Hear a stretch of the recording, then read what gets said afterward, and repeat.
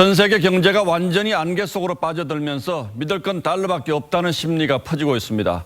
미국 정부가 서둘러 여러 나라와 통화 스와프 조치를 취하는 것도 이런 불안 심리를 잠재우기 위한 것인데 요즘 개인들 가운데서도 달러 사재기에 나선 분들이 많다고 합니다. 이게 또 위험한 건 아닌지 따져보도록 하겠습니다.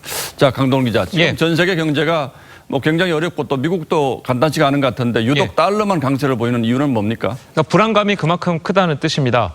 유로화도 믿을 수 없고 또 엔화도 믿을 수 없고 금도 믿을 수 없고 오직 달러밖에 없다는 생각을 이 전 세계가 하고 있다는 거죠. 전 세계 경제가 다 불안하다 보니까 세상이 망해도 미국은 망하지 않는다는 심리 때문에 미국 달러화만 강세를 보이고 있는 겁니다. 자, 그런데 기업 같은 경우는 물품 대금을 달러로 지급하는 경우가 많으니까 사재기가 이해가 됩니다만 개인들은 왜 그렇습니까? 해외로 자녀 유학을 보낸 경우처럼 개인들도 해외에 송금이 필요한 사람들은 앞으로 달러 값이 더 오를까 봐 미리 사재기를 하는 경우가 적지 않습니다.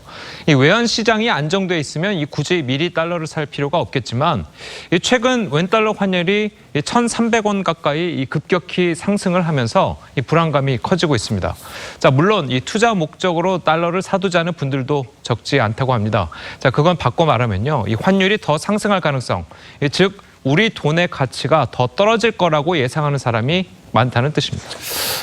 물론 과거 외환위기 때 달러 값이 워낙 치솟았으니까 지금도 그럴 수 있을 거다 이렇게 예상하는 분들도 많겠습니다만 지금은 사정이 상당히 다르지 않습니까? 위험할 수도 있지 않을까요? 예, 맞습니다. 이 IMF 때는 이 원달러 환율이 900원대였던 것이 이 2달 만에 2,000원대로 근접을 했었고요.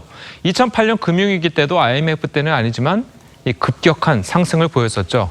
자, 그래서 지금도 그때 당시를 기대하면서 이 달러를 사야 한다는 심리가 있는 건 사실인데요. 그때와 지금이 다른 점은 IMF 때는 우리나라에 달러가 없어서 생긴 현상이었고 금융위기는 말 그대로 세계적인 금융위기였기에 가능했던 일이었습니다. 자, 코로나19로 인한 위기와 성격이 다르다는 이야기죠. 자, 물론 원달러 환율이 앞으로 오를 것이냐 내릴 것이냐는 누구도 정확히 예측을 할 수는 없지만 전문가들은 한미 통화 스와프로 우리나라의 경우에 달러화에 여력이 생겼기 때문에 달러가 급상승할 요인이 없어 보인다는 의견이 많습니다. 들어보시죠. 개인적으로 이제 투자하기 위해서 달러를 사는 거는 좀 반대고요. 이 위기가 이제 얼마나 지속되느냐에 따라서 달러 강세가 이제 결정이 날 것으로 보입니다. 예, 사실 전망이 거의 불가능에 가깝기 때문에 달러를 사야 되는 건지 말아야 되는 건지는 개인이 판단할 영역입니다만 과거처럼 급격하게 환율이 오르는 이런 경우는 없을 것 같다. 이게 대체적인 전망이죠. 물론 또 달러 살 때 수수료도 많이 붙고요. 맞습니다. 강동원 기자 잘 들었습니다.